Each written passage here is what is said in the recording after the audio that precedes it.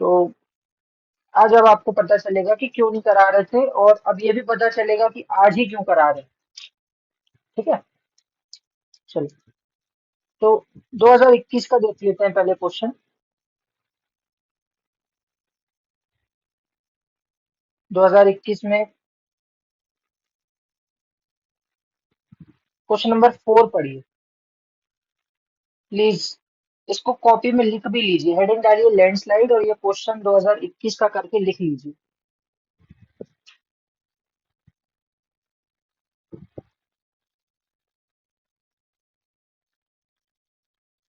हिंदी वाले बच्चे हिंदी में कर लें, वैसे तो हिंदी वाले जोड़े नहीं है, लेकिन जितने भी हैं।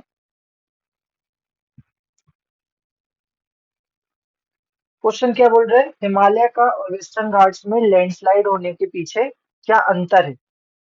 अब हम हिमालय भी पढ़ चुके हैं, हम वेस्टर्न घाट्स भी पढ़ चुके हैं, आज लैंडस्लाइड पढ़ेंगे तो सब कुछ बैलेंस हो जाएगा, और उसके बाद हम यहाँ पे प्रॉपर तरीके से आंसर कर पाएंगे इस चीज को। कर लिया नोट डाउन।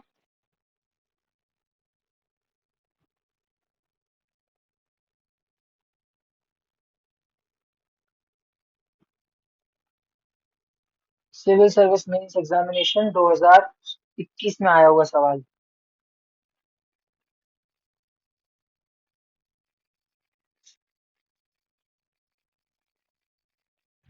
क्या बात है, एक आंसर लिखने में, एक क्वेश्चन लिखने में इतना समय लग रहा है।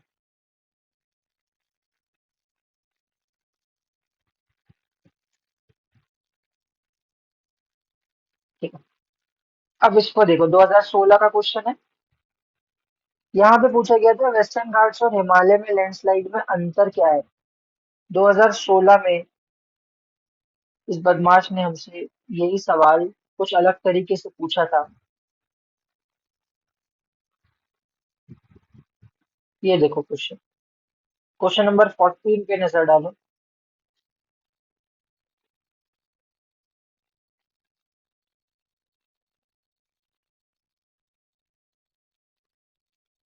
Himalayas are highly prone to landslide.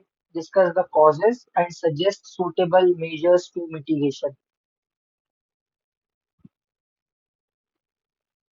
Same question लग रहा है रिपीटेड, बस इस बार वेस्टर्न घाट्स का नाम नहीं लिया उसने, उसने बोला सिर्फ हिमालय का बताओ, और ये बताओ कि इसको रोकोगे कैसे। ये 2016 के पेपर में आया।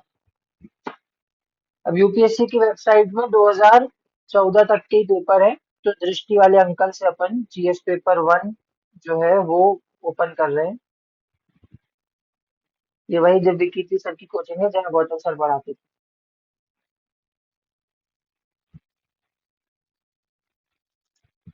नोट डाउन कर लो जब तक वो डाउनलोड हो रहा है।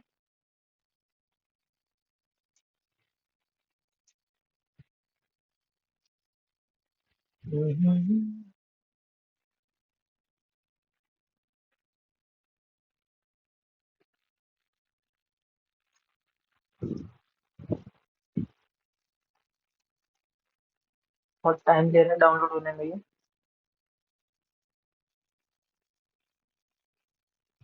हाँ, मतलब आप लोग को ऐसा बताया गया है ना।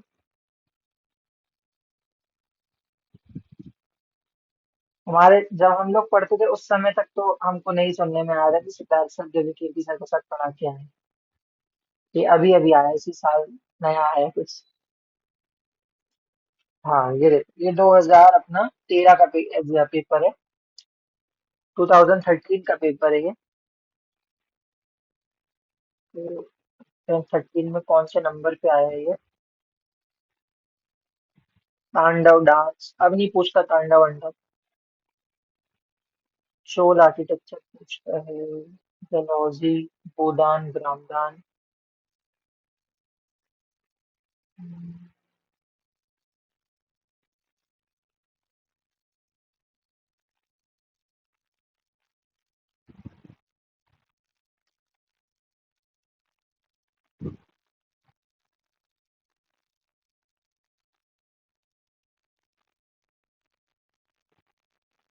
क्वेश्चन नंबर 22 पे गौर कीजिए।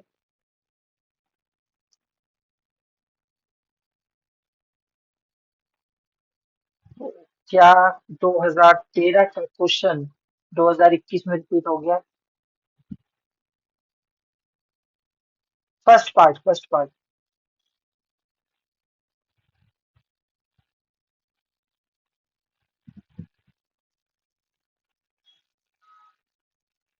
लिख लो जल्दी से, क्वेश्चन लिखते चलो, पता होना चाहिए क्या पढ़ रहे हैं।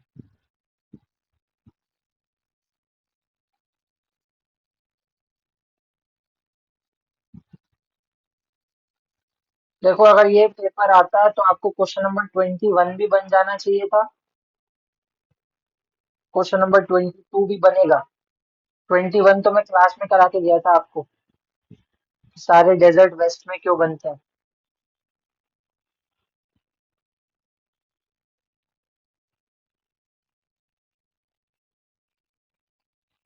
कर लिया नोट डाउन?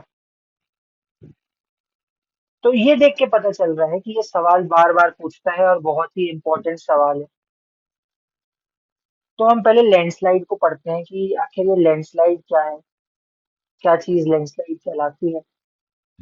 और उसके बाद हम देखेंगे, आफ्टर लैंडस्लाइड हम देखेंगे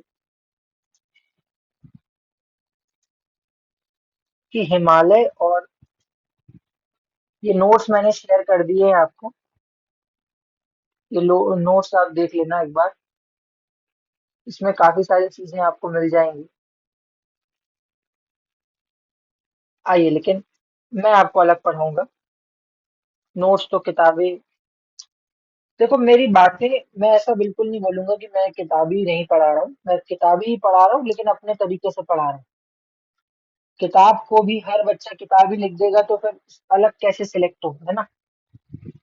तो आइए हम शुरुआत करते हैं लैंडस्लाइड की। क्या होता है लैंडस्लाइड? सबसे पहली बात तो यही हमारे सामने आएगी कि आखिर लैंडस्लाइड होता क्या है।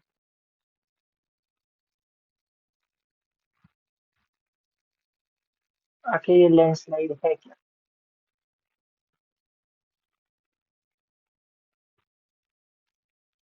अगर हम इन दो शब्दों को तोड़ दें तो पहला शब्द बन जाता है लैंड, मतलब जमीन, मतलब भूमि।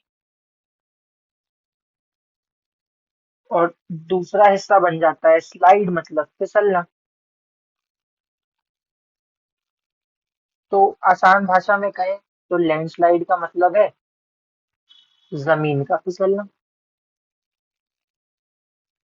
लेकिन ऐसा लिख के नहीं आएंगे ना, ये तो जमीन का फिसलना ऑब्वियस सी बात हो गई।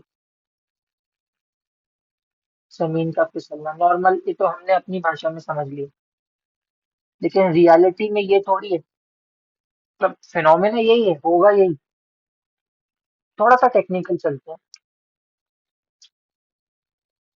यहाँ पे मैं एक वर्ड लिख रहा हूँ, उस वर्ड को बहुत ध्यान से देखेंगे। Only under the influence of gravity.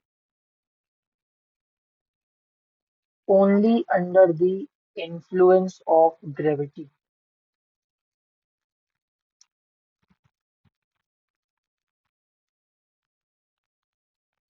केवल और केवल गुरुत्वाकर्षण के प्रभाव में जमीन के गिरने को लैंडस्लाइड कहा जाता है। मतलब केवल और केवल गुरुत्वाकर्षण के बल पे गिरना चाहिए उसको। ठीक है। अब कई बार लैंडस्लाइड को एक सिंपल तरीके से समझते हैं, दो तीन डायग्राम्स भी मैं आपको दिखाऊंगा इसके। जैसे ये कोई पहाड़ है,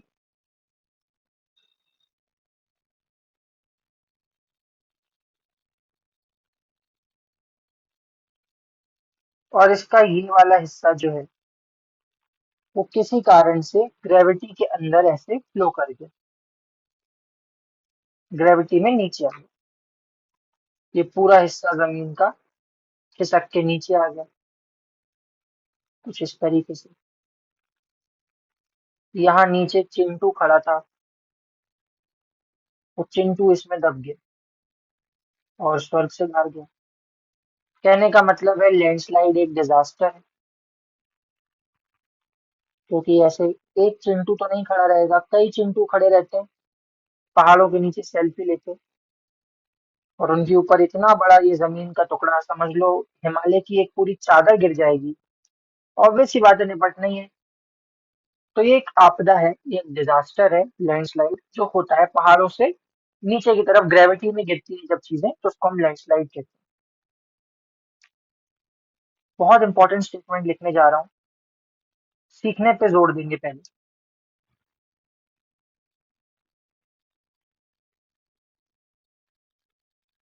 पहले हम कठिन शब्दों में लिखेंगे ताकि दुख का पता चले कि दुख कितना बड़ा है, और उसके बाद हम आसान शब्दों में बताएंगे ताकि मास्टर की वैल्यू भी पता चले कि टीचर क्या बता रहा है।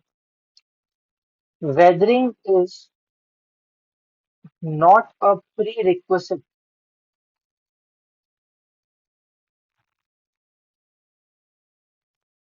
Not a pre request for landslide.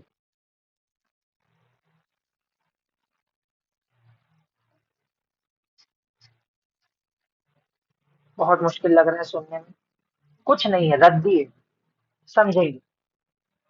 मैंने आपको पहले भी लिखवाया कि केवल और केवल ग्रेविटी के प्रभाव में गिरना चाहिए तो हम उसको लैंडस्लाइड बोलेंगे।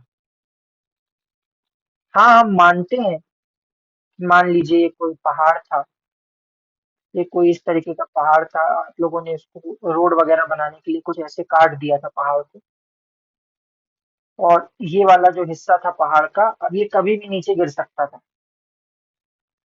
वेदरिंग का मतलब क्या होता है? अगर बहुत आसान भाषा में बोले तो वेदरिंग का मतलब होता है किसी पत्थर को कमजोर कर देना, तोड़ देना थोड़ा सा। हमने पढ़ी होगी ना अलग अलग टाइप की वेदरिंग क्लास में, फ्रीजिंग एंड थॉइंग, ऐसा केक वाला डायग्राम बनाया होगा, एक अनलोडिंग वाला डायग्राम बनाया होगा कि एक पत्थर यहाँ से ऐसे उतर जाता है फिर नीचे का पत्थर क्रैक हो जाता है।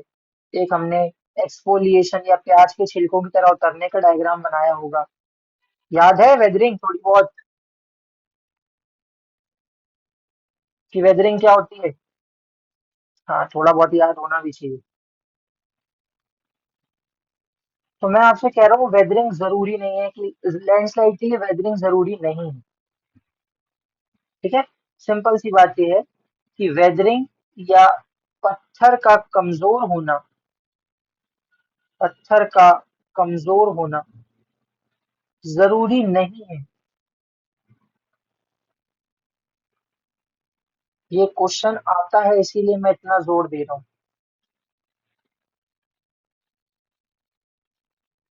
कई लोगों को लगता है कि अगर इस पत्थर को नीचे गिरना है तो उसके लिए पहले इस पत्थर को कमजोर होना पड़ेगा, मतलब इस पत्थर की वेदरिंग होनी पड़ेगी, मतलब इस पत्थर पे लगातार हवा, पानी, ग्लेशियर और पता नहीं क्या क्या हमला करेंगे तब जाके ये पत्थर कमजोर होगा और फिर ये ग्रेविटी में गिरेगा। नहीं नहीं नहीं, ऐसा नहीं। हाँ, हम ये जरूर कह सकते हैं कि वेदरिंग लैंडस्लाइड को प्रमोट कर देती है, मतलब जो लैंडस्लाइड 10 दिन बाद होनी थी हो सकता है वो 2 दिन बाद हो जाए, लैंडस्लाइड को प्रमोट करती है। लेकिन लैंडस्लाइड होने के लिए वेदरिंग एक जरूरी कंडीशन बिल्कुल भी नहीं है। जरूरी नहीं है कि वेदरिंग हो तभी लैंडस्लाइड हो।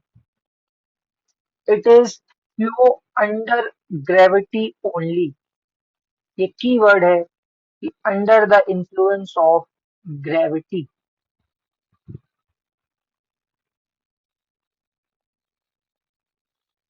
ठीक है, बताएं मुझे, समझ में आया? इरोजन, वेदरिंग, फलाना ढिमकाना, जो भी पंचायत है, किसी चीज की जरूरत नहीं है लैंडस्लाइड को। भूस्खलन को किसी चीज की जरूरत नहीं है। भूस्खलन केवल और केवल एक चीज पर निर्भर करता है और वो है ग्रेविटी। कितने लोगों को मेरी ये बात समझ में आ गई?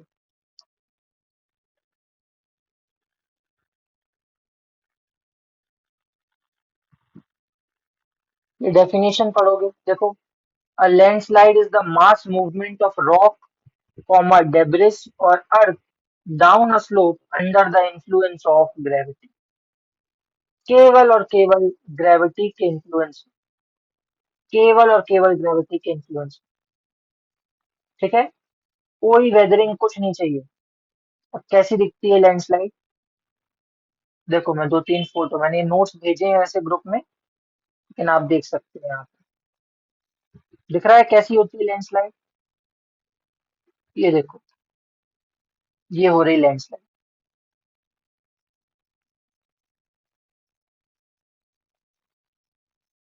दिख रहा है? ये देखो,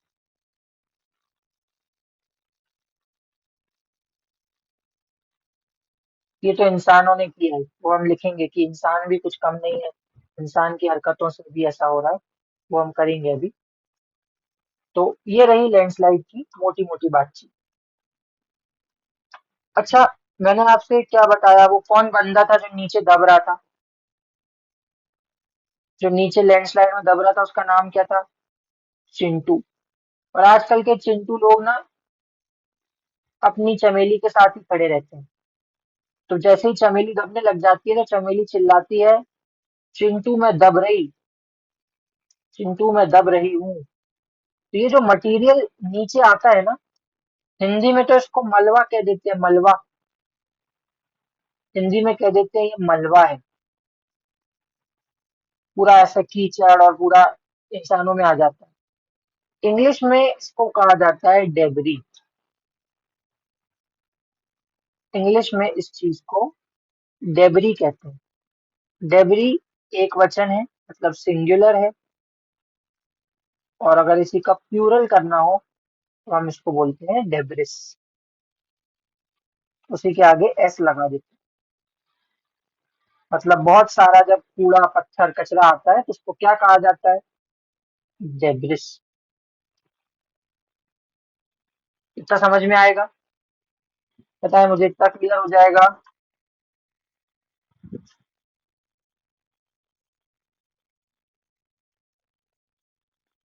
अब लैंडस्लाइड में एक पत्थर नीचे आता है, दो पत्थर नीचे आते हैं, कि मास वैल्यू में या मास रूप में बहुत बड़े आकार में, वृहद आकार में किसी बड़े से पत्थर की नाश हो जाती है, तो हम कहेंगे भाई मास मूवमेंट होता है।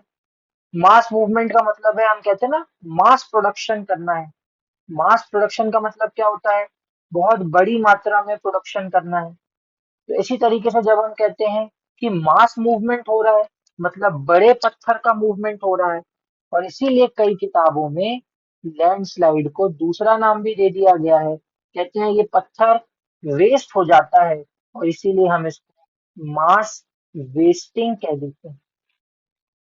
ये पत्थर वेस्ट हो जाता है और इसीलिए मास वेस्टिंग कह देते हैं। तो आइए डेफिनेशन लिखेंगे, जो इंट्रोडक्शन भी बनेगा हमारे सब आंसरों का। लैंडस्लाइड और मास वेस्टिंग, लैंडस्लाइड और mass wasting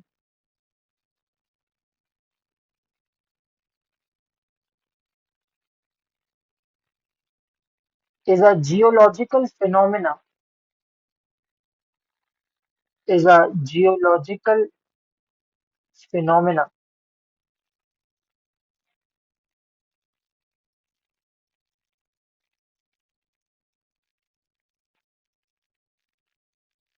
in which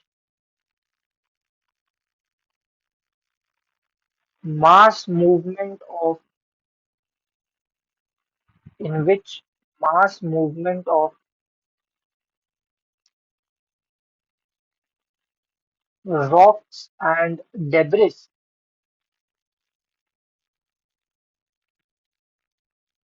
occurs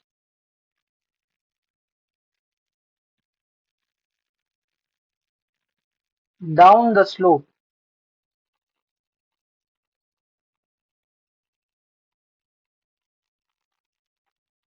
under the influence of gravity, under the influence of gravity।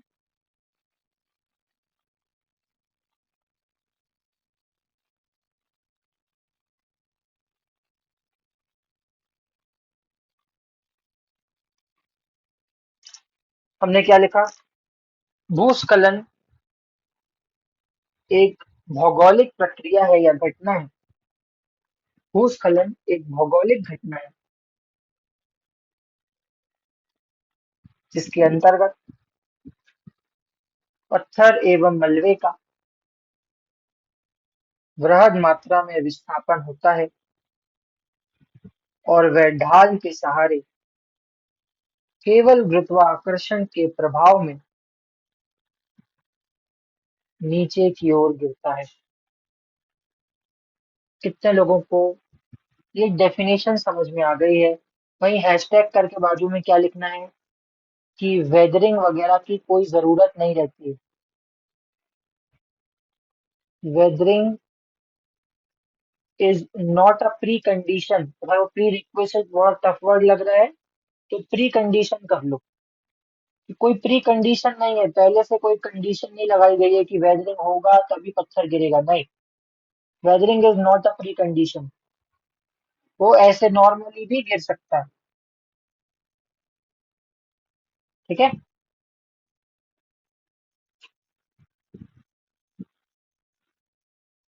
अब अलग, हाँ रिकॉर्डिंग, हाँ बेटा रिकॉर्डिंग चालू है। रिकॉर्डिंग चालू है।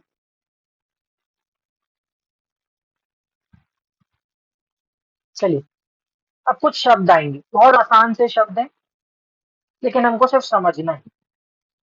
कई जगहों पे वर्ड्स ऐसे आते हैं जैसे एवलांचे।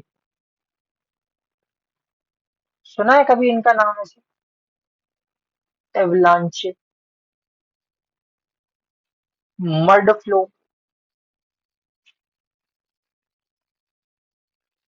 एवलांचे हो गया, मड फ्लो हो गया। ये सब टाइप्स मैंने दिए हैं, आप एक बार पढ़ोगे आपको समझ में आ जाएगा। देखो, फॉल्स, स्लाइड्स, डेब्रिस, अर्थ फ्लो, पढ़ने में एक बार में समझ में आ जाएगा हम किस बारे में बात करें। मैं आपको कुछ चीजें समझा रहा हूँ यहाँ पे। हम आंसर में ज्यादा जोर देंगे। ये सब कंसेप्ट प्रीलिम्स के है, इतना पूछता नहीं है, प्रीलिम्स में भी बहुत कम पूछता है, आप खुद देख रहे हो मेंस में ही पूछता है वो सवाल। एवलांचे का मतलब होता है जब मलबा गिरता है। मड फ्लो का मतलब होता है, मलबा क्या होता है, अच्छा, ये छोटे छोटे पत्थर और ये पूरा ऐसा, तो हम इसको एवलांचे बोलते हैं। मड फ्लो में कीचड़ गिरता है, कीचड़ गिरता है। मतलब आप मुझे बताओ, ये इसके होने से पहले बारिश हुई होगी ना? जैसे एग्जाम्पल देखिए, कितने लोगों ने सुशांत सिंह राजपूत की वो वाली मूवी देखी केदारनाथ? गाना भी सुनते होगे, शिवरात्रि के दिन तो लगा के बैठते होगे, नमो नमो हे शंकरा, भोलेनाथ शंकरा, है ना? इसमें क्या हुआ था? चलो इसको देखते हैं क्या हुआ था। सिर्फ गाने सुनने से मतलब नहीं है, मोहल्ले में हवाबाजी करना भी आना चाहिए थोड़ा, ये दोस्तों के सामने खड़े हों तो बता सके अच्छा ये यहाँ पे डेबरी फ्लो हुआ था कि मड फ्लो हुआ था। तो देखो यहाँ पे हुआ क्या था कि 2013 में बादल फट गया। अब कई महान वैज्ञानिकों को लगता है, मतलब जो पान के टपरे पे खड़े रहते हैं, कि ऐसा बादल था, उसको बीच से किसी ने चीर दिया, उसको बादल फटना कहते हैं। नहीं बेटा, बादल फटने का मतलब होता है कि 1 घंटे में 1000 सेंटीमीटर से ज्यादा बारिश हो गई, मतलब बारिश ज्यादा हो गई, कुल मिला के उसको बादल फटना कहते हैं। ठीक है, अगर मैं अपनी देसी भाषा में कहूँ तो हम कहेंगे फटे से बारिश हो गई। जबलपुर की भाषा में कहें तो हम कहेंगे फटे से बरसात हो गई भाई, उसी को बादल फटना कहते हैं। तो यहाँ बारिश हुई। अब हमारे बेचारे हिमालय, शायद कभी टीचर बता गया हो आपको हंसी मजाक में कि ये टेथिस के सेडिमेंट्री रॉक से बने हुए हैं। ये टेथिस के सेडिमेंट्री रॉक से बने हुए हैं, कभी बता दिया होगा मैंने शायद। कि टेथिस में बहुत सारा मिट्टी जमा हो गई थी, सेडिमेंट्स जमा हो गए थे, और फिर उन्हीं की फोल्डिंग होके हमने उसको कह दिया कि ये आपके भाई साहब वो बन चुके हैं, अपना क्या बोलते हैं उसको, माउंटेन बन गए। अब आप मुझे बताओ, ये सेडिमेंट्स हैं और इनमें ढेर सारा पानी आ गया, तो ये तो कीचड़ बन जाएगा ना। और कीचड़ तो तैयार ही रहता है ग्रेविटी में बहने के लिए। तो फिर ये मलबा ऐसे नीचे आना शुरू होता है under the influence of gravity, और इस टाइप को क्या कहते हैं, मड फ्लो होगी। कितने बच्चों को मड फ्लो समझ में आ गया है, और एग्जाम्पल भी याद रहेगा केदारनाथ वाला। हम लिखेंगे, यही एग्जाम्पल से हमारे आंसर को वैल्यू मिलेगी, लेकिन हम और भी सारे लिखेंगे, करंट के भी लिखेंगे हम। बढ़िया। ठीक है। अच्छा, ये मड फ्लो होने के लिए ज्योग्राफी वाले ना बड़े फुर्सत में थे। बोले अच्छा, ये जो हो रहा है ना इसको मड फ्लो बोलेंगे, कीचड़ का बहाव बोलेंगे, लेकिन इस मिट्टी के गीले होने को हम कुछ और बोलेंगे। मतलब इनका कहने का मतलब था कि तुम इस बीकर में मिट्टी रखो, इसमें पानी डालो, इस पानी डालने की प्रोसेस को हम कुछ और नाम देंगे, और फिर इस कीचड़ के बहने की प्रोसेस को मड फ्लो कहेंगे। सबको अपना अपना श्रेय चाहिए था। तो इन्होंने बोला ठीक है, इस प्रोसेस को कुछ नाम देना पड़ेगा। तो उन्होंने बोला तुम क्या कर रहे हो, उसका कीचड़ और पानी मतलब मिट्टी और पानी का सॉल्यूशन बना रहे हो, तो इसका आगे के नाम में कुछ सॉल्यूशन जैसा लिखो। तो इन्होंने बोला ठीक है, हम इसको सॉली बोलेंगे, सॉली। कीचड़ या मिट्टी पानी के सॉल्यूशन को हम सॉली बोलेंगे, और इनको मिलाने से लैंडस्लाइड चालू हो रही है, मतलब जमीन फ्लक्चुएट हो रही है। जमीन फ्लक्चुएट हो रही है, फ्लक्चुएट मतलब क्या होता है, कभी आपने घर में देखा वोल्टेज कम ज्यादा होता है तो bulb lip lip lip lip करता है। अरे कई बच्चे होते हैं ना क्लास में, ट्यूबलाइट, कुछ भी पूछ लो कोई जवाब नहीं देते, और वो कहते हैं ट्यूबलाइट है, बत्ती ही नहीं जलती, लिप लिप होती रहती है। ऐसे ही तो इसके साथ भी हो रहा है कि मिट्टी गीली हो गई, अब एक जगह रुकने को तैयार ही नहीं है, आगे पीछे फिसलना चाह रही है। तो इस प्रोसेस को कहा जाता है सॉलिफ्लक्शन। अब ये तो हमने आपको देसी ढीठ भाषा में बता दिया कि सॉलिफ्लक्शन क्या होता है। सॉलिफ्लक्शन का मतलब होता है वेटिंग ऑफ सॉइल, मिट्टी का गीला हो जाना, waiting of soil such that it can flow, इतना गीला हो जाना कि वो बह सके। क्या सॉलिफ्लक्शन समझ में आ गया? सॉली मतलब जब सॉल्यूशन बनाया उसको फ्लक्चुएट करना, भगा देना आगे तक। क्या सॉलिफ्लक्शन समझ में आया?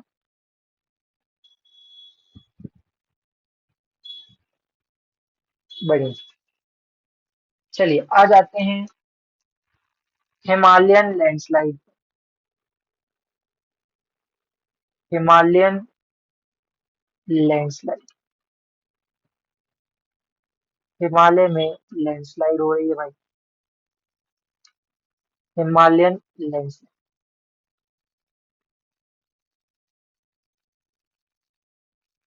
हम लैंडस्लाइड के कारणों को अलग अलग हेडिंग्स में बांटेंगे। जैसे अगर सिर्फ कभी लैंडस्लाइड पूछ ले तो इस कैटेगरी का आप इस्तेमाल कर सकते हैं। सबसे पहले हम बताएंगे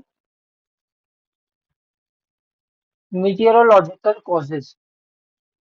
मीटरोलॉजिकल का मतलब क्या होता है, किसी को पता है यहाँ पे मीटरोलॉजी क्या होती है? कभी नाम सुना हो न्यूज़पेपर में, आईएमडी, इंडियन मेट्रोलॉजिकल डिपार्टमेंट। मतलब होता है इसका मौसम, मौसम विज्ञान से संबंधित कारण। मौसम विज्ञान मतलब बारिश हो रही होगी, बादल फट रहा होगा, यही कारण हो सकते हैं। बताएं, यही कारण हो सकते हैं। तो आइए पहले लिखेंगे हिमालयन लैंडस्लाइड, फिर लिखेंगे कॉजेस, फिर उसका फर्स्ट पॉइंट लिखेंगे मीटेरोलॉजिकल कॉजेस। मीटेरोलॉजिकल कॉजेस, मौसम विज्ञान संबंधी कारण।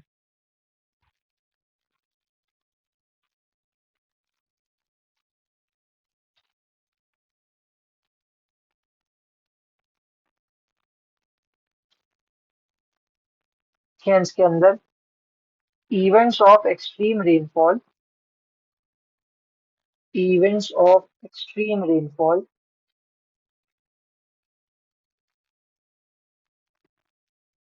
अत्यधिक वर्षण के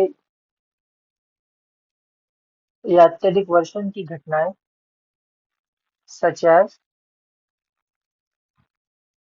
क्लाउड बर्स्ट, बादल का फटना, such as cloud burst.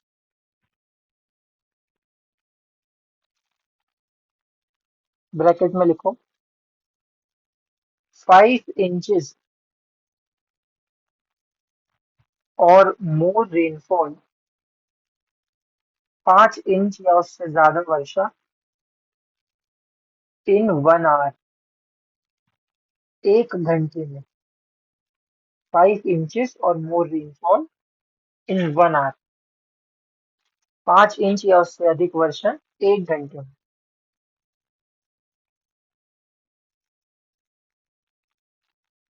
Example 2013 Kedarnath landslide, 2013 Kedarnath landslide इसी के कारण हुई थी।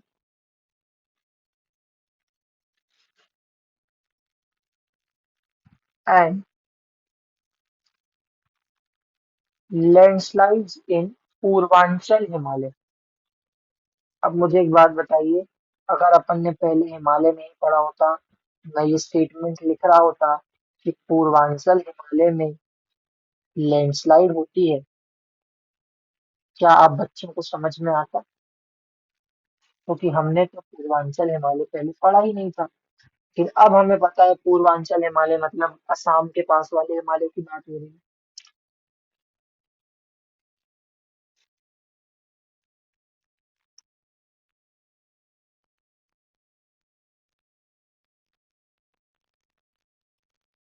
नेक्स्ट पॉइंट, मीटरोलॉजिकल के अंदर ही लिखना है। लाइटनिंग, लाइटनिंग, बिजली चमकना। मान लो, पहले इधर देखो, लिखना इतना सब होता रहेगा, पहले समझो। ये कोई पहाड़ है, मैंने कह दिया ये खासी हिल है। खासी हिल्स कहाँ पे है बच्चों? अभी हमको ये पता है पहले से कि गारो खासी जयंतिया मेघालय नाम की एक जगह पे है। बहुत अच्छे। यहाँ पे बिजली गिरी,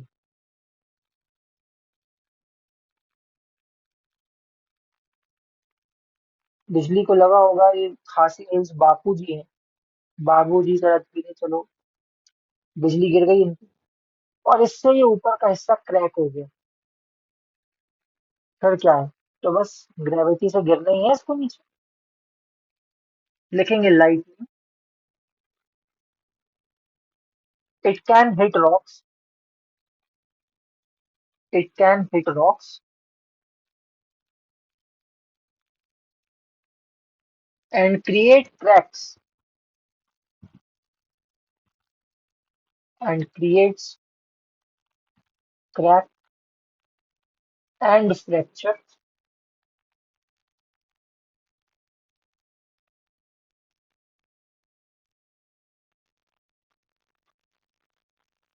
दैट कैन ट्रिगर इट।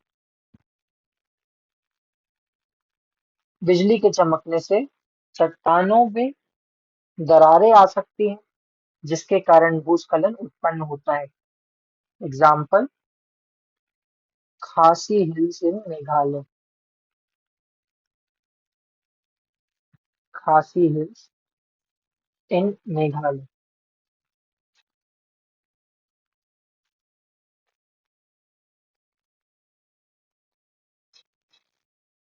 आ जाइए, पहले कॉजेस खत्म हो गए, क्या मीटरोलॉजिकल कॉजेस समझ में आ गए हैं बच्चों?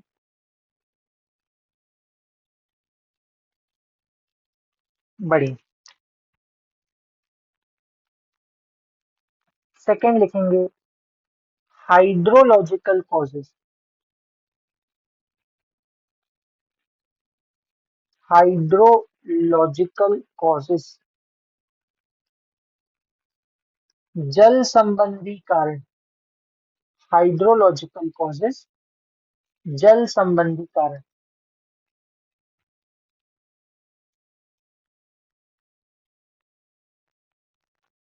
कितने लोगों ने, अभी बहुत समय से न्यूज में चल रहा है, बहुत समय से,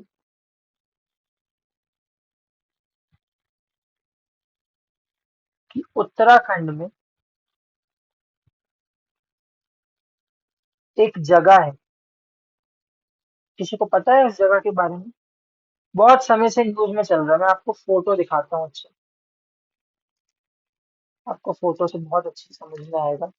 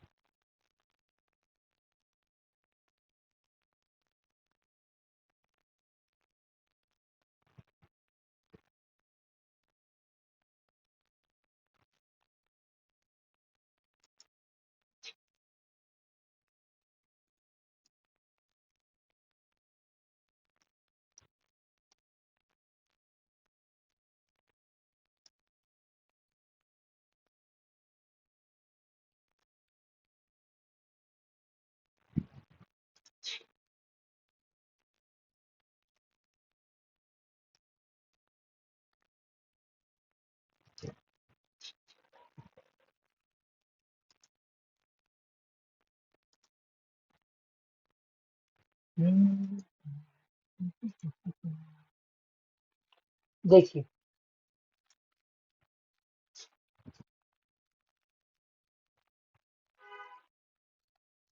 कि क्या हो रहा है।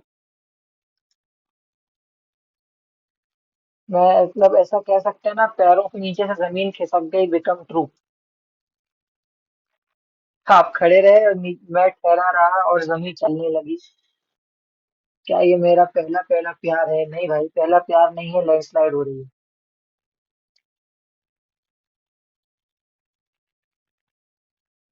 लग रहा है ऐसा देख के? कुछ ऐसा ही हो रहा है ना? क्यों हो रहा है? लिखते रहेंगे, चलो समझते हैं।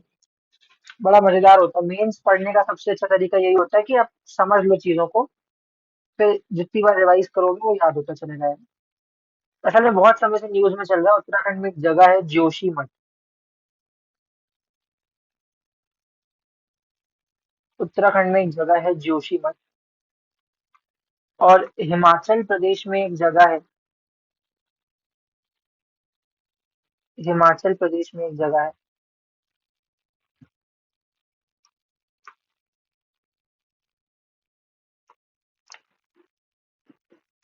मणिकरण।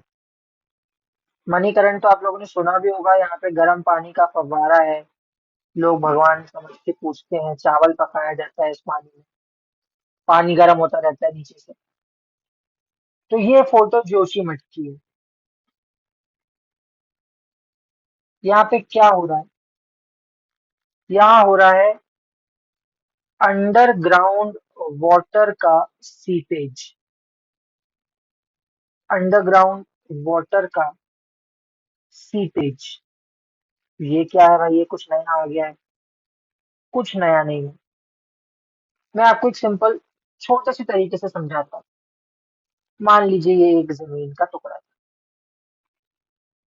इतना सीधा नहीं है, लैंडस्लाइड करानी है तो थोड़ा सा ग्रेविटी में रखें। ऐसा था। लेकिन ये तो पूरा इलाका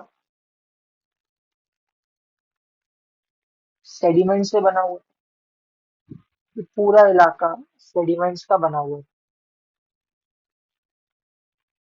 अंबानी जी गए, उन्होंने बोला जरा इस पे सीमेंट लगाओ, लगा दिए, सीमेंट लगा दिए, बेहतरीन सीमेंट डाले।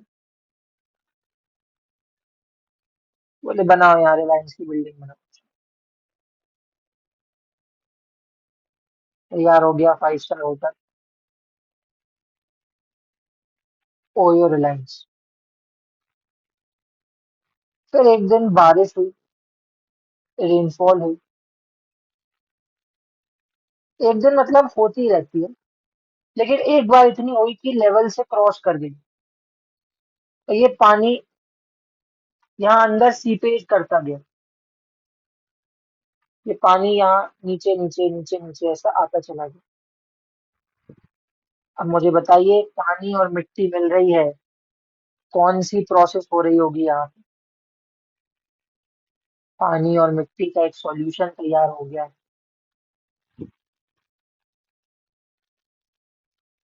कौन सी प्रोसेस हो गई है यहाँ पे? अभी पढ़ा था हमने, सॉलिफ्लक्शन हो चुका है यहाँ पे। इस जगह पे सॉलिफ्लक्शन हो चुका है। बस अब जैसे ही नीचे से ये नीचे की मिट्टी खिसकना शुरू हुई, समझ लो इस मिट्टी के नीचे वाली मिट्टी खिसकना शुरू हो गई है। जैसे ही नीचे की मिट्टी खिसकना शुरू हुई, ऊपर से दरारें आना शुरू हो गई। और एक समय के बाद पूरी पूरी दीवारें गिर गई घर की। मतलब समझो, आप तो यहाँ खड़े रहे, लेकिन आपके नीचे की जमीन आगे बढ़ गई, तो आप यहाँ से धड़ाम से गिर पड़ोगे, या आपकी ये जमीन ऊपर से क्रैक हो जाएगी। और यही लैंडस्लाइड हो रहा है उत्तराखंड में।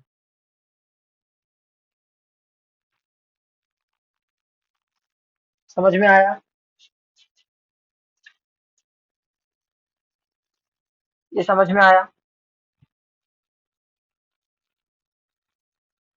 ये समझ लो कि आपने ऊपर से सीमेंट लगा के चीज को स्ट्रॉन्ग कर दिया है, लेकिन नीचे वाली जमीन तो आज भी पुल मिट्टी है। उसमें थोड़ा सा बारिश हुई तो पानी नीचे गया, वो सॉलिफ्लेक्शन होके कीचड़ बन गया। आपने ऊपर से सीमेंट लगा के भले ही उसको टाइट कर दिया है, लेकिन नीचे से मिट्टी आगे खिसकी, तो ऊपर से जमीन टुकड़े टुकड़े हो गई। और सब घर वाले परेशान हो गए, इतना अच्छा घर बनवाया, फिर भी क्रैक आ रहा है। आप अपने घर की दीवारों पे देखिए, कई बार माता पिता कहते हैं घर बैठ रहा है, दीवारों पे क्रैक आ जाते हैं। यहाँ तो बैठ नहीं रहा बेटा, पूरी पूरी जमीन खिसक गई है नीचे से। मेरी बात समझ पा रहे हो क्या? मणिकरण में क्या हो रहा है? जोशीमठ तो देख लिया, मणिकरण में क्या हो रहा है? मणिकरण में गर्म पानी का फव्वारा है। मतलब ये जमीन है, ये मणिकरण एक जिला है बड़ा सा, और एक गड्ढे में से यहाँ पानी निकलता है, गर्म पानी निकलता है। लोग पूजा करते हैं, और ये गर्म पानी जो निकलता है इसमें चावल खीर वगैरह बनाते हैं बड़े आनंद से। लेकिन ये जो पूरा मणिकरण का इलाका है, एक जगह पे कुआं है ना ये वाला, जहां से गर्म पानी निकलता है। बाकी जगह पानी निकलता नहीं है, सिर्फ पानी का प्रेशर आता है। सिर्फ पानी का प्रेशर आता है, क्योंकि गर्म पानी तो ऊपर आने की कोशिश करेगा ना भाप बन के। यही भाप का प्रेशर आता है बस। ये भाप का प्रेशर आता है, और इसी प्रेशर से लैंडस्लाइड हो जाती है। क्योंकि पानी दे रहा है प्रेशर, तो हम बोल देते हैं अच्छा मणिकरण में हाइड्रोलिक प्रेशर आ रहा है। जमीन के नीचे से पानी धक्का दे रहा है। नटखट है बच्चा, सामने आके नहीं मार रहा, चोरी छुपे जमीन के नीचे बैठ के धक्का दे रहा है। उसको लग रहा है जमीन के नीचे से ही लैंडस्लाइड करा दें। तो लिखें। आई थिंक आपको ये दोनों समझ में आ गए होंगे।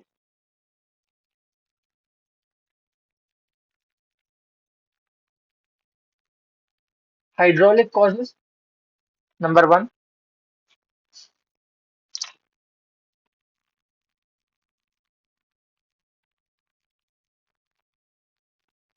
Hydraulic pressure, hydraulic pressure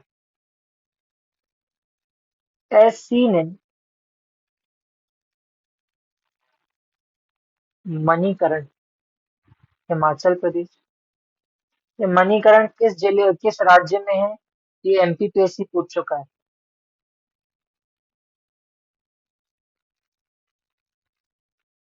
Manikaran Himachal प्रदेश। कहीं लिख लेना साइड में, मणिकरण गर्म पानी का वो है, झील जैसा है, कुएं जैसा। नंबर टू,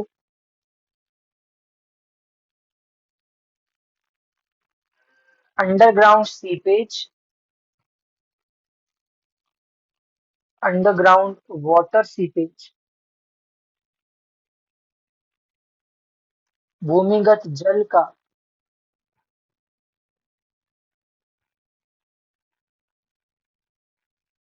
निस्तार होना, underground seepage, water seepage. It causes solifluction. It causes solifluction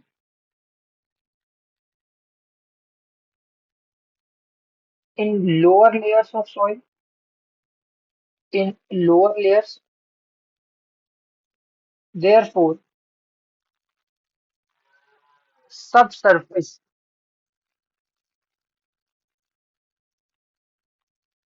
moves under gravity.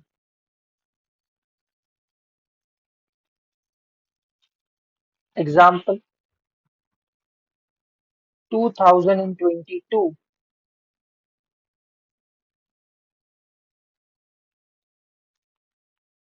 Joshimath. भूमिगत जल का रिसाव सॉलिफ्लक्शन प्रक्रिया के कारण उपसतही परतें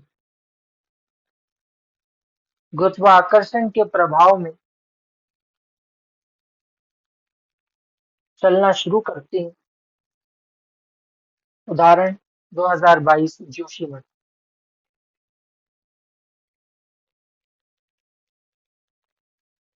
अब मैं ये लिख सकता हूँ, ये वाला जो हमने देखा, ये सिर्फ और सिर्फ हिमालय में ही होता होगा,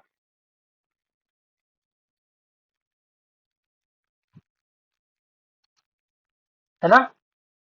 अभी हम हिमालय के ही कॉजेस पढ़ रहे हैं बच्चों.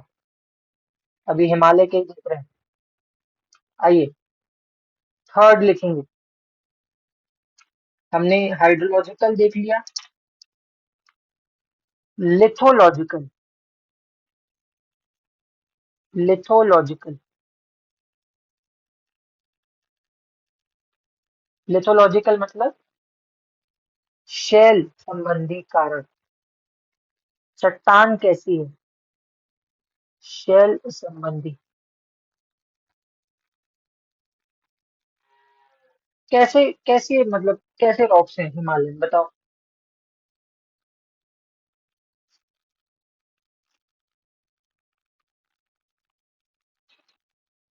एक एक मुनव्वर राणा का शेर है, वो कुछ कहते हैं कि एक ऐसी उम्र आ गई है कि मुट्ठी बनती नहीं और रेत फिसल जाने को कहती है.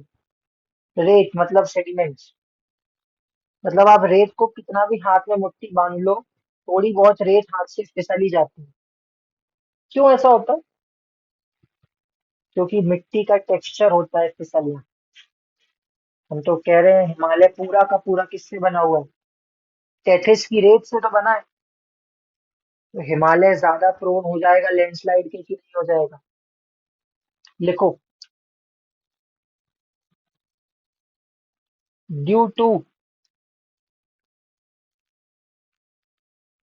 sedimentary rocks in Himalayas. Due to sedimentary rocks in Himalayas, Himalaya में अवसादी चट्टानों के प्रस्तुत होने के कारण. Sedimentary rocks in Himalayas.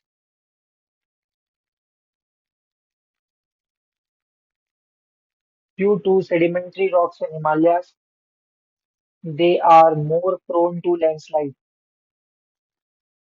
They are more prone to landslide.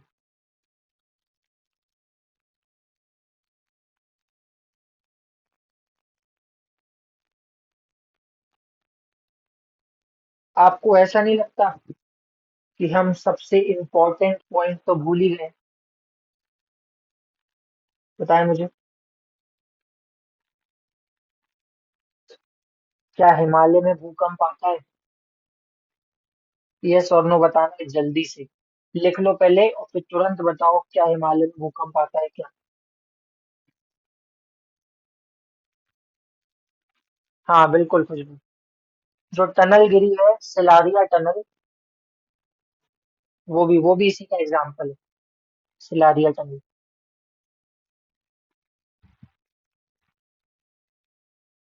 Himalaya में भूकंप आता है. Fourth point.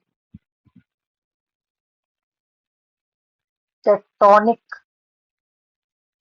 फैक्टर्स, विवर्तनी कारक। क्या कोई डायग्राम आ सकता है? जी हाँ, बिल्कुल आ सकता है। इतना तो शायद सीख ही गए होगे आप लोग।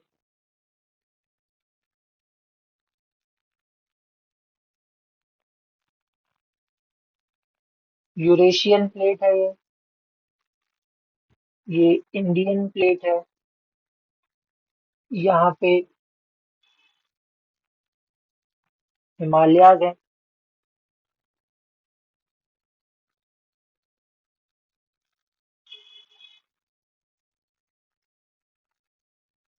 हमको दिखाना है, ये धक्का आज भी लगा रही है, तो हमने एरो बना के लिख दिया। थ्रस्ट है, थ्रस्ट मतलब होता है फोर्स है। ठीक है, लिखें।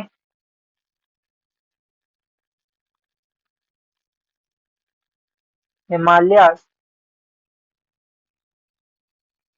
Lies at plate boundary. Himalaya plate सीमा के समीप है। Lies at plate boundary. Himalaya plate सीमा पे स्थित है। देयरफॉर मोर अर्थक्वेक्स, ब्रैकेट में लिखेंगे,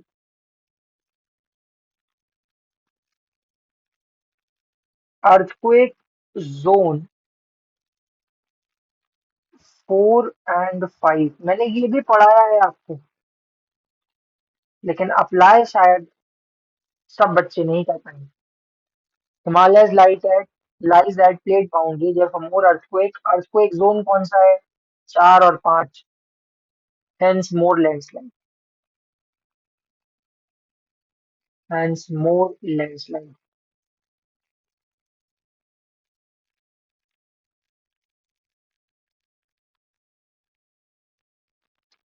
next point, steep slope. Steep slope of Himalayas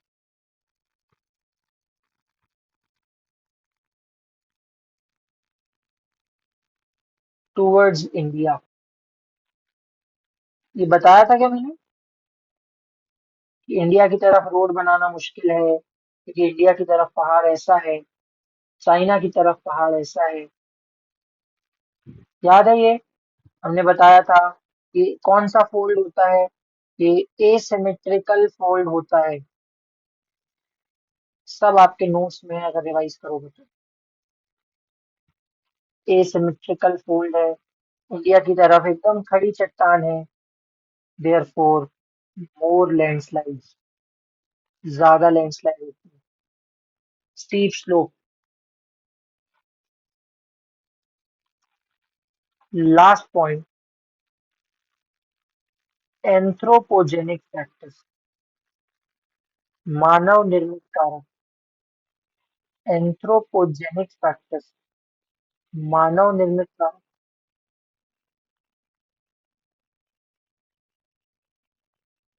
number 1, deforestation, निर्वनीकरण। Deforestation कैसे?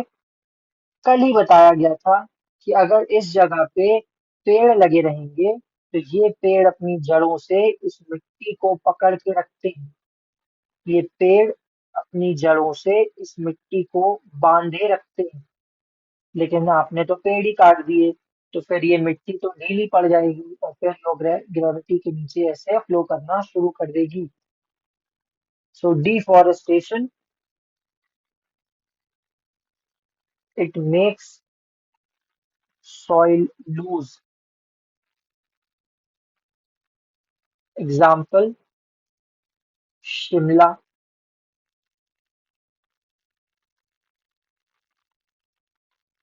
नंबर 2, माइनिंग, खनन। पहला हमने लिखा निर्वनीकरण, जिसके कारण मिट्टी गीली हो जाती है। दूसरा माइनिंग। कैसे होती है माइनिंग? ये पहाड़ है, मान के चल रहे हैं अंशिका को यहाँ से पेट्रोल निकालना है या कोयला निकालना है, तो जाएगी यहाँ पे बम लगाएगी, टीएनटी बम। फिर यहाँ खड़ी हो जाएगी, यहाँ पे ब्लास्ट होगा, बड़ा सा गड्ढा हो जाएगा ऐसे। और फिर यहाँ पे अपने लोगों को भेज के बोलेगी जाओ कोयला निकाल के लाओ। लेकिन आप मुझे एक बात बताइए, हमारे घर के आसपास डीजे बजता है, डीजे, तो हम हमको वाइब्रेशन फील होने लग जाता है जब उसका बेस तेज होता है। कभी आप लोगों ने महसूस किया हो तो आपको पता चलेगा कि हमारे घर के पास डीजे बजता है तो हमको पैरों में झंझनाहट महसूस हो जाती है कि भाई बहुत तेज डीजे बज रहा है, डुक डुक डुक ऐसे करके। ये तो बम फोड़ दिया आपने हिमालय में। माइनिंग।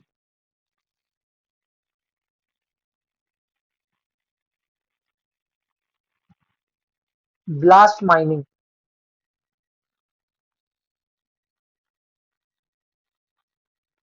विस्फोटक खनन। Red hole mining.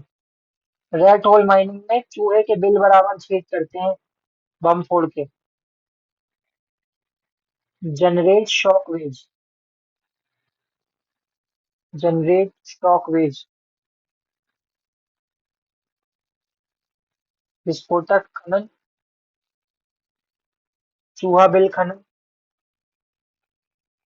भूकंप समान तरंगों को जन्म देता है। That trigger landslide. Example.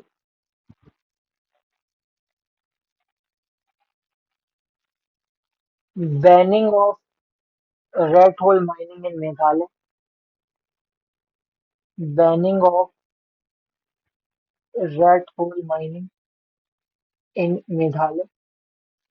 Meghalaya में बंद कर दिया गया था इसको, अब दोबारा चालू कर दिया गया है। लेकिन हम अभी सिर्फ नेगेटिव नेगेटिव लिख रहे हैं ना, इसलिए हम अभी बुरा बुरा लिखेंगे।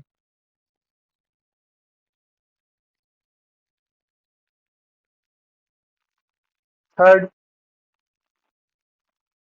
Roads and infrastructure. Roads and infrastructure.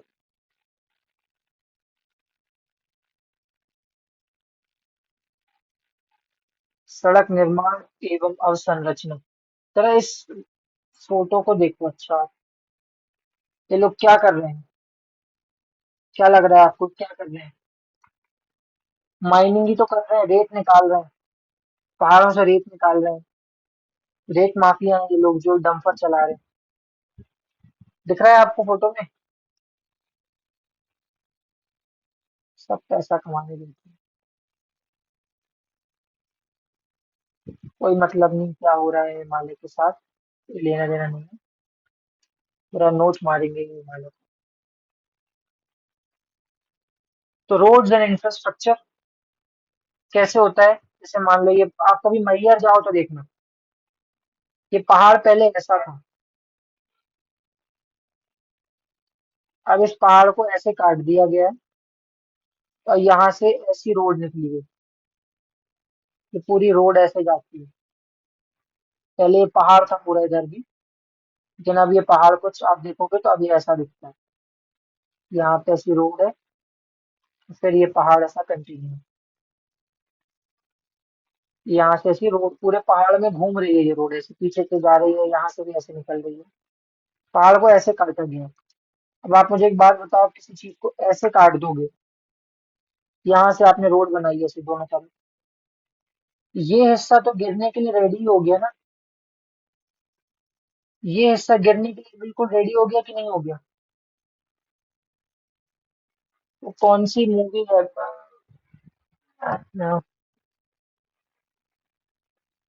असुर। सर देखिए असुर।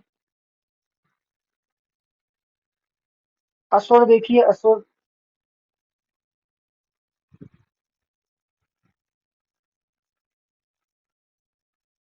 नहीं देखी, कोई बात नहीं, कोई दिक्कत नहीं, नहीं मूवी से कोई मतलब नहीं है। उसमें ऐसे ही दिखाते हैं, किसी को एक भगवान बनाना रहता है, तो यहाँ से बस आ रही रहती है, तो यहाँ पे वो जो भगवान बनना रहता है ना, वो रोक देता है बस को, कहता है रुक जाओ। तो सब लोग हैरान हो जाते हैं, बोले क्यों रोक दिया बस को, इसी रोड पे जा रहे रहते हैं।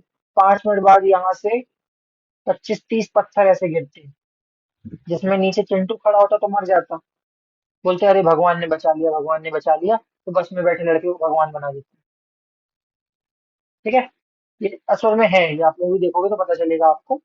लेकिन ये इसी तरीके से होता है, कभी मैहर जाओगे तो देखना, मैहर में काटा हुआ है रोड को, इसी तरीके से।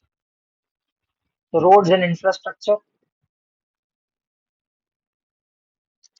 And last dams. Dams. Fifth point एक लिख लो, ये मैं बाद में पढ़ाऊंगा आपको। ग्लॉफ।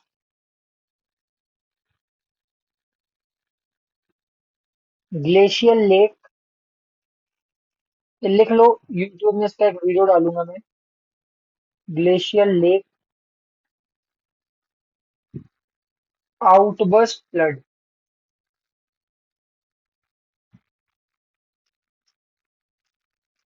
क्या होता है मैं बताऊंगा बाद में। तो हिमालय के हमने पढ़ लिए भाई, कि हिमालय में लैंडस्लाइड होने के ये कारण है। कितने बच्चे, एक बार देख लो नोट्स घुमाओ एक बार, जो लिखा है अभी तक हिमालय के, एक भी पॉइंट समझ में ना आ रहा हो तो बताओ। और समझ में आ रहा तो तुम सब दो, तो अपन वेस्टर्न घाट्स में आगे बढ़ते हैं।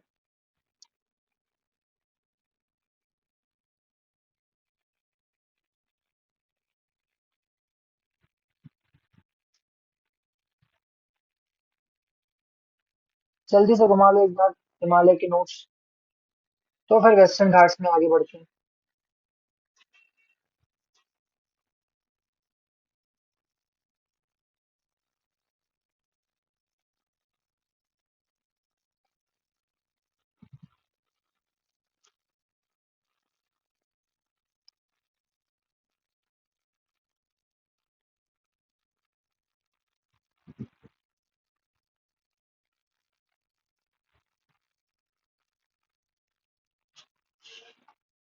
क्या हुआ भाई, गायब हो गए क्या?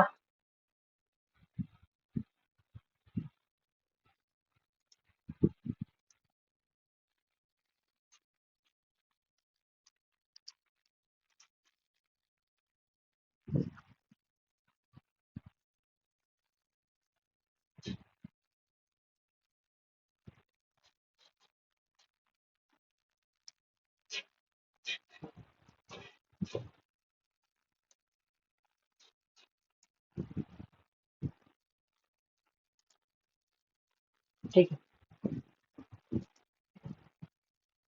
चलिए वेस्टर्न घाट्स में आते हैं। आप अच्छा, कितने लोगों को ये समझ में आया कि अब अगर पहले हिमालय नहीं पढ़ते और पहले मॉनसून नहीं पढ़ते तो ये लैंडस्लाइड का क्वेश्चन नहीं कर पाते? जरूरी है ना हिमालय के क्वेश्चन मॉनसून का पता होना। अभी वेस्टर्न घाट्स में और पता चलेगा। वेस्टर्न घाट्स में सबसे पहले, अब हमको तो फॉर्मेट भी पता है। मीटेरोलॉजिकल कॉजेस, मौसम विज्ञान से संबंधी कारण। मीटरोलॉजिकल कॉजेस, शायद आप लोगों को ये बताया है कि वेस्टर्न घाट्स में साउथ वेस्ट मानसून का नया पैकेट खुलता है, और जहां नया पैकेट खुलता है वहां बारिश हमेशा ही 250 से 300 सेंटीमीटर होती है। तो मीटरोलॉजिकल कॉजेस क्या है फिर? मौसम विज्ञान से संबंधित कारण क्या है वेस्टर्न घाट्स के? लिखें, the western slopes of western Ghats, the western slopes of western Ghats.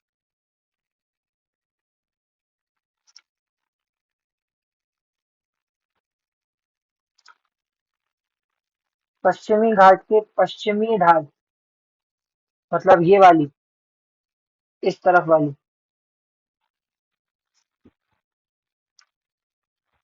Receives क्या हम यहाँ पे क्लाउड बर्स्ट का यूज करेंगे वर्ड का, यस और नो? क्या हम क्लाउड बर्स्ट का यूज करेंगे? अरे यस नो बताओ, इससे मैं कैसे समझूंगा? क्यों करेंगे बेटा खुशबू, मैं बता रहा हूँ ना, क्लाउड बर्स्ट तब होता है जब 1000 सेंटीमीटर बारिश होती है, इसका मतलब वेस्टर्न घाट्स में हर साल बादल फटता है। ये तो फिर नॉर्मल ही हो गया ना। क्लाउड बर्स्ट हिमालय उत्तराखंड के लिए यूज होगा।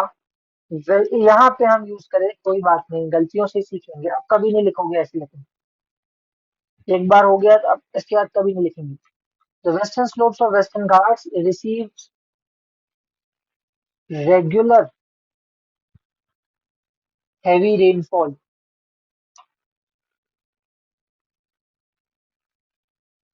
regular heavy rainfall of about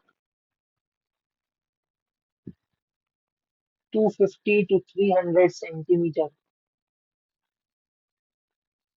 Therefore, इतना पानी गिरता है तो क्या होता है? सॉलिफ्लक्शन होता है। Trigger सॉलिफ्लक्शन।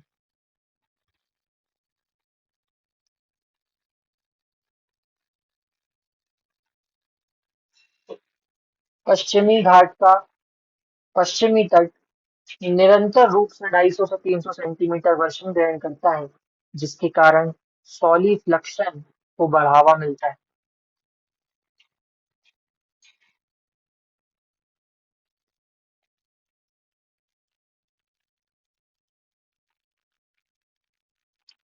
Example, Idukki district,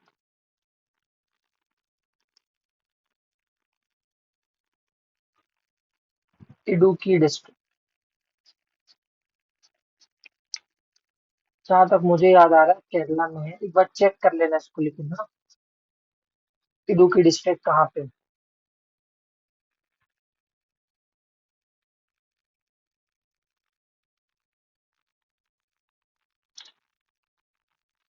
hydrological causes.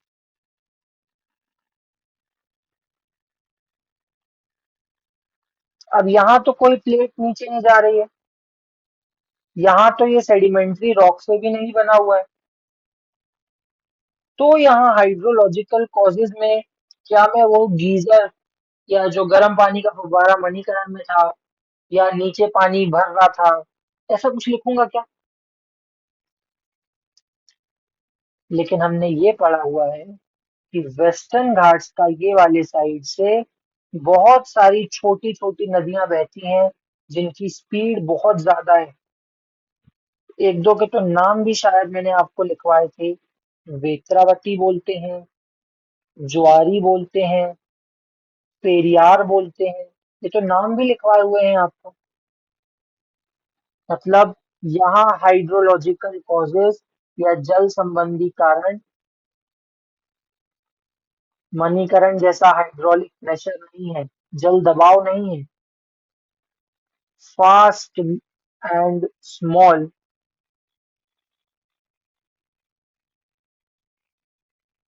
rivers along western slopes,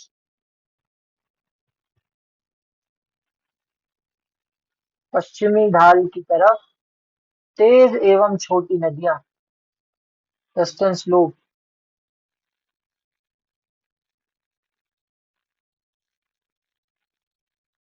cut the land, भूमि का कटाव करती हैं,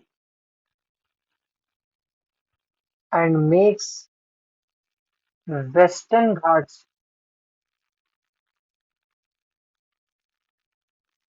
vulnerable to vulnerable to landslide. Second point कितने बच्चों को समझ में आ गया? जल्दी जल्दी बताएं।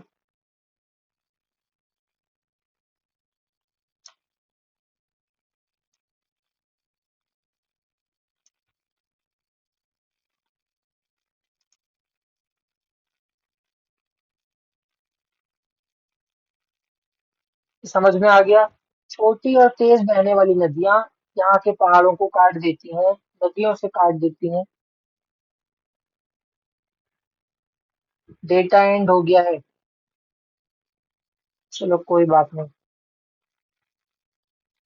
हाँ, रिकॉर्डिंग तो चालू है बेटा। वो तो आ जाएगा, उसका कोई इशू नहीं है। चलो ठीक है। सिर्फ खुशबू और अंशिका ही बच्ची हैं बस। ठीक है, हम पढ़ा देते हैं, आप देख लेना। हाइड्रोलॉजिकल कॉजेज हो गए।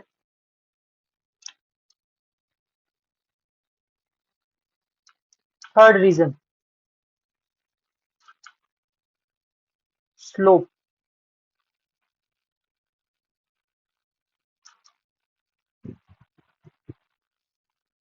वेस्टर्न घाट्स कैसे माउंटेन है? As Western Ghats are block mountain.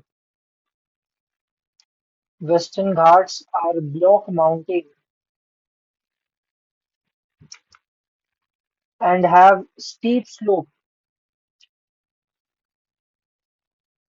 क्योंकि वेस्टर्न घाट्स ब्लॉक पर्वत हैं और उनमें तीव्र ढाल है।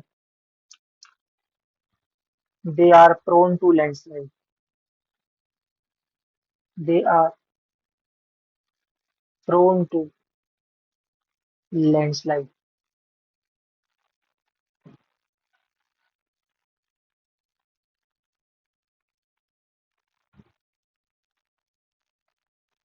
एग्जाम्पल,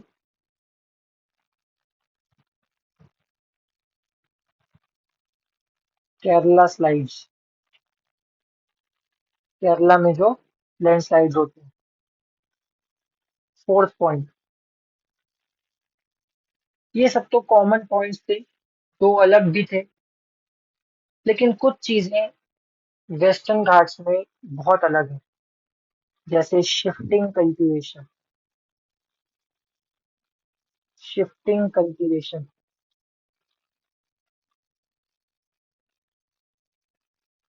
अब ये ह्यूमन इम्पैक्ट्स है, ठीक है, ये human impacts. Shifting cultivation by tribals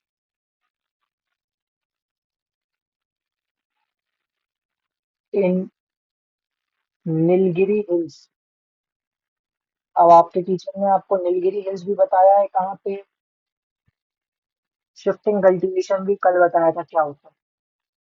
So shifting cultivation by tribals in Nilgiri Hills, for example, Todas. Toda जनजाति रहती है जो ये करती है। It triggers landslide. It triggers landslide.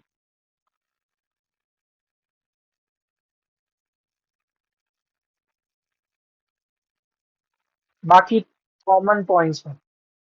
कौन कौन से कॉमन पॉइंट्स हैं? Mining,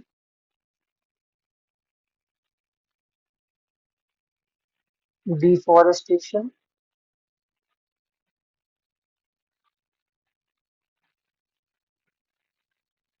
dams.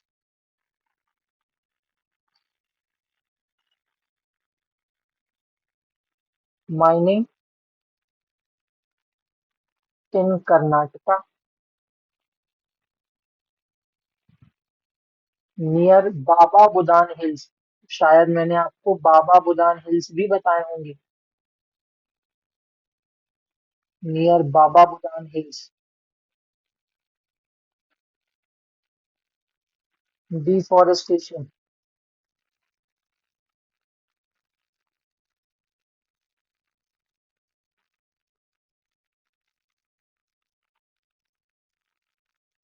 For agriculture. क्यों कर रहे हैं ये डिफोरेस्टेशन? एग्रीकल्चर के लिए। For agriculture. फॉर इंस्टेंस, इसी संदर्भ में। फॉर इंस्टेंस, इसी संदर्भ में।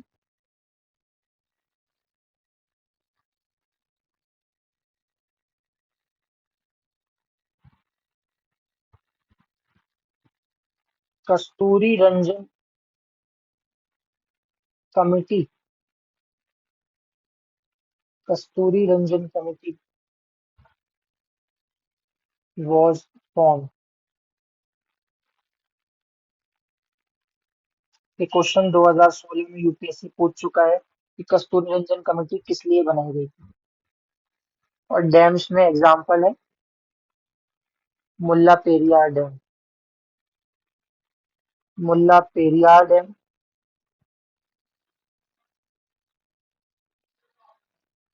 जिसके कारण लैंडस्लाइड्स होती है। ठीक है, तो बस अंशिका ही बची है। लेकिन हमारे नोट्स दोनों के कॉजेस कंप्लीट हो गए, कारण कंप्लीट हो गए हैं।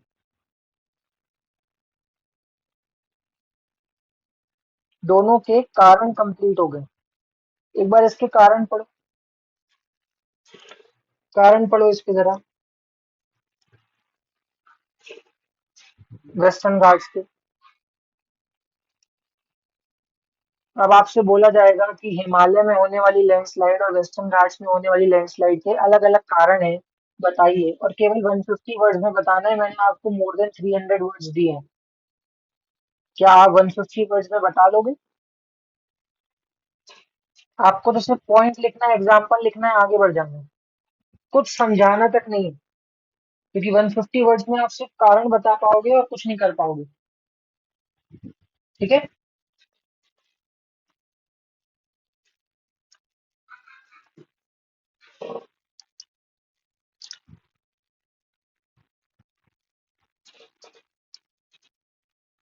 डिफोरेस्टेशन के साथ साथ आप यहाँ पे प्लांटेशन एग्रीकल्चर भी लिख सकते हो। हमने बताया था आपको केरला में काजू वगैरह उगाते हैं, उसके कारण भी यहाँ पे लैंडस्लाइड्स के चांसेस बढ़ जाते हैं। चलो मिटिगेशन, अब हम होली के बात करेंगे। मिटिगेशन में क्या क्या कर सकते हैं? अच्छा, कुछ कुछ आइडिया है मिटिगेशन में क्या क्या कर सकते हैं? मैं लिखवा आज नहीं रहा हूँ, मैं थोड़ा सा हिंट कर रहा हूँ बस, ताकि एक आंसर आप लोग लिख के देखोगे 2021 वाला, उसमें समाधान तो पूछे नहीं है। तो जो पूछा है 2021 में वो तो मैंने करवा दिया है आपको। तो 2021 में जो सवाल पूछा गया है, वो तो छुट्टी लग गई होगी, कोचिंग की भी अभी और स्कूलों की भी अभी और कॉलेज की भी। ये तो आना चाहिए मेरे पास। ठीक है, मिटिगेशन पे थोड़ी सी बात करते हैं। आप मुझे एक बात बताइए, सबसे पहले तो एफॉरेस्टेशन करना बेहतर होगा ना? एफॉरेस्टेशन करना बेहतर होगा। कल बताया था इसके लिए सरकार एक काम कर रही है, कैंपा करके। इंटरनेशनल भी काम चल रहा है, रीड प्लस करके। हमारी नेशनल फॉरेस्ट पॉलिसी है जो कहती है 33% फॉरेस्ट होने चाहिए पूरे भारत में। मतलब 33% जमीन है उसमें केवल जंगल होना चाहिए। मतलब ये फॉरेस्टेशन करना एक बहुत जरूरी कदम है यहाँ पे। दूसरा, क्या ये जरूरी नहीं है अगर आप डैम्स बनवा रहे हो, आप इंफ्रास्ट्रक्चर बना रहे हो, आप कुछ भी कर रहे हो, इससे पहले आप उसका इन्वायरमेंट पे क्या असर पड़ेगा, इन्वायरमेंट पे क्या इम्पैक्ट पड़ेगा, उसका असेसमेंट कर लो। यस और नो बताएं जल्दी से। ये सब लिखना नहीं है, मैं करवाऊंगा अलग से। लेकिन क्या इन्वायरमेंट इम्पैक्ट असेसमेंट कर लेना जरूरी नहीं है? क्या पर्यावरण पे क्या नुकसान होगा उसका संज्ञान लेना जरूरी नहीं है?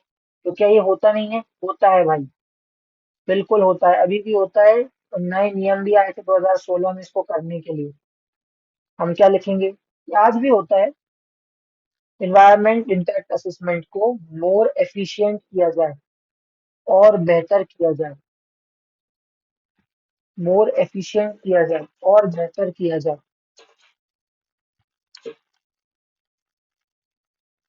Sustainable mining practices. Sustainable mining, sustainable mining क्या होती है? ऐसे माइनिंग करी जाए कि ज्यादा नुकसान ना हो। अच्छी अच्छी बातें करेंगे, सारी अच्छी बातें। जैसे अगर ये पहाड़ है तो बम से ना उड़ाया जाए, धीरे धीरे होल किया जाए, ताकि शॉक वेव्स ना जनरेट हो, और फिर आराम से जाके निकाल ले। नेक्स्ट, सस्टेनेबल माइनिंग हो गई। इको टूरिज्म, ये क्या नई बला है? इको टूरिज्म, टूरिज्म तो हमने बहुत सुना है। मेरे पास बहुत पैसा आ गया, अब मैं जाऊंगा शिमला, बेहतरीन 5 स्टार होटल लूंगा और यहाँ पे रहूंगा। ये 5 स्टार होटल जिस जमीन पे बना है वहां कभी भूकंप आएगा और तुम्हारे साथ हम भी निपटेंगे। लेकिन क्यों ना इको टूरिज्म किया जाए। इको टूरिज्म का मतलब है इकोलॉजी का टूरिज्म, पर्यावरण का टूरिज्म। इसमें क्या होता है, जैसे मान लो खुशबू उत्तराखंड के एक घर में रहती है। ये उनका घर है जो पुराने तरीकों से बना हुआ है, जंगल की लकड़ियों से और ये सब। इसका जो इम्पैक्ट है ना, वो एनवायरनमेंट पे इतना नहीं आता, क्योंकि ये नेचुरल चीजों से बना हुआ है। सरकार ने बोला है ये एक घर की जगह दो दो बनाओ। अब मान लो मैं आया, मैं खुशबू को पैसे दूंगा, होटल की जगह मैं इस घर में रुकूंगा, यहाँ के लोग ही मेरे लिए खाना वगैरह बनाएंगे, और मैं नेचर को एंजॉय करूंगा, ना कि फैसिलिटीज को। इसको कहा जाता है इको टूरिज्म। बाइक्स में ट्रेवल नहीं करेंगे, हॉर्सेज में करेंगे, घोड़ों में चलेंगे, रात में लाइट की जगह बॉनफायर जलाएंगे। समझे इको टूरिज्म क्या होता है? मतलब गांव को जीने जाना है, इसको प्रमोट करो। जैसे जैसे हम शहरों जैसे जैसे शहर विकसित होते जा रहे हैं, बहुत ज्यादा डेवलपमेंट हो रहा है शहरों में। अब देखो अपन लोग को भी लगता है ना, यार बहुत ज्यादा सिटी में रह रहे हैं, एक आध दिन पिकनिक में चलते हैं, गक्कड़ भरता बनाएंगे, गांव जैसे कंडे में बनाएंगे, बढ़िया मजा आएगा। क्यों, गांव के लोग तो रोज ही कर रहे हैं ये, उनको ज्यादा मजा आ रहा है कि जीवन जीने में। फिर हम लोग अपने जीवन का आनंद नहीं ले पा रहे? नहीं, ऐसा नहीं। असल में हमको वो टूरिज्म चाहिए जो हम फील नहीं कर पा रहे। गांव का बंदा शहर देखना चाहता है और शहर का बंदा गांव देखना चाहता है, तो क्यों ना इसको प्रमोट करके एनवायरनमेंट को बचा लिया जाए। तो ये सारी चीजें की जा सकती हैं। Prohibit shifting cultivation, shifting cultivation को रोका जाए। Prohibit shifting cultivation, shifting cultivation को रोक दिया जाए, भाई ये मत करो, अच्छा नहीं है ये। इम्प्लीमेंटिंग रिपोर्ट्स ऑफ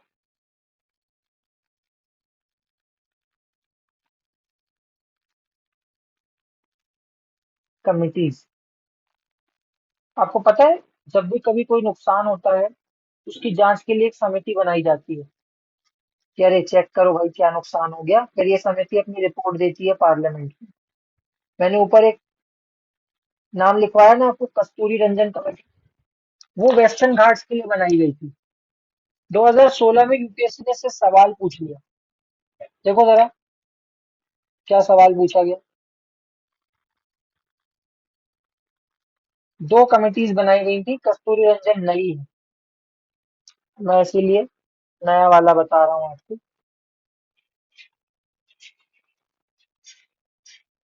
इससे पहले भी एक बनाई गई थी, लेकिन वो गडगिल कमेटी थी और वो फेल हो गई थी। लोगों ने बोला हमको वो चाहिए नहीं कमेटी। देखो आप एक बार देखो इस क्वेश्चन को, देखो आप समझ जाओगे, जो मैं बताता हूँ वो आता ही आता है। देखो ये क्वेश्चन 2016 में आया, मैं क्वेश्चन पोस्ट करूंगा और आपका आंसर आ जाएगा।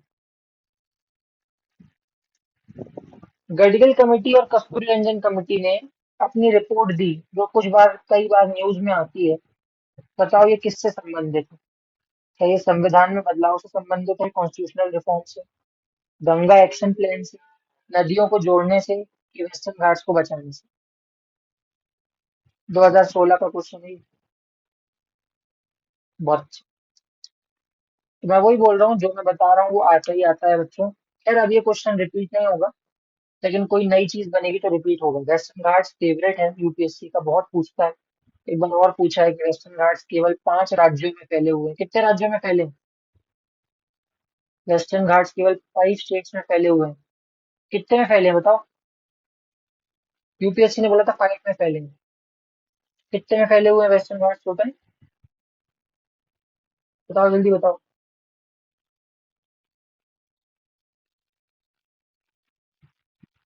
नहीं अंशिका, 5 में नहीं फैले, बता, यही स्टेटमेंट तो गलत था।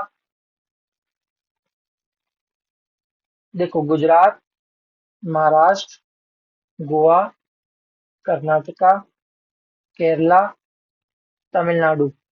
कितने हो गए? 3 और 3 6, 6 स्टेट्स में फैले हुए। आया हुआ क्वेश्चन है बेटा। ओके, ठीक है। तो मिटिगेशन समझ में आया, कैसे कम कर सकते हैं इनको? और भी हम डालेंगे मिटिगेशन, अर्ली वार्निंग सिस्टम लगा दो,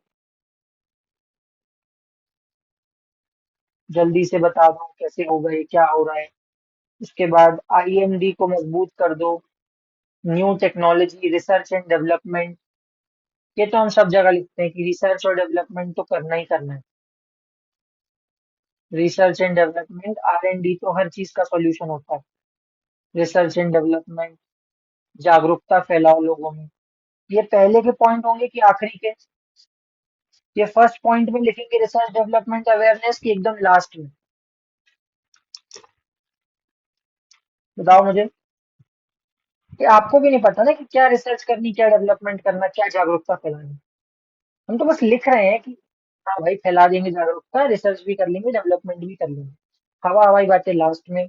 जो बातें हमारी फैक्ट के साथ प्रूफ होंगी, जैसे एफॉरेस्टेशन कैंपा फंड के साथ, एग्रीकल्चर को सस्टेनेबल करना, प्रधानमंत्री कृषि सिंचाई योजना देना, ये सारी चीजें, वाटर शेड डेवलपमेंट प्रोग्राम हो गया। ये जो स्कीम्स के नाम है, जिनमें हमारे पास डेटा है वो ऊपर आएगा, जिनमें कुछ नहीं है वो नीचे आएगा।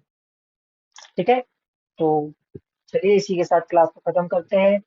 आई होप आपको ये क्लास पसंद आई होगी, और आपको ये समझ में भी आ गया होगा कि ये नोट्स पढ़ लेना एक बार, हिंदी इंग्लिश दोनों में है। और आपको लैंडस्लाइड इजीली समझ में आ गया होगा। और अब आपको लग रहा होगा कि हाँ वो आएगा क्वेश्चन, तो 10 में से 4 नंबर का तो हम कर ही देंगे। कर लोगे ना? 4 मार्क्स तक का तो लिख लोगे, इतने सारे पॉइंट्स हैं, एग्जाम्पल्स हैं आपके पास। तो 4 को 6 कैसे करना है वो हम अगली क्लास में बताएंगे। टेस्ट अब छुट्टी बनाओ यार, कल होली है। तो मुझे ये समझ में नहीं आता, फीस देने के बाद बच्चे आते क्यों नहीं है? ना आर्ची आ रही है, ना संचिता आती है, कुहू ने भी आना बंद कर दिया है।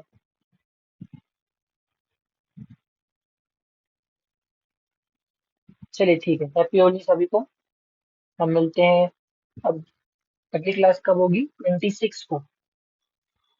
अच्छा, कुहू का एग्जाम है, ठीक। तो हम 26 को मिलते हैं, ठीक है। तो ये मेंस का क्वेश्चन लिख लोगे छुट्टी में। ट्राई कर लो, ठीक है। Okay, good night.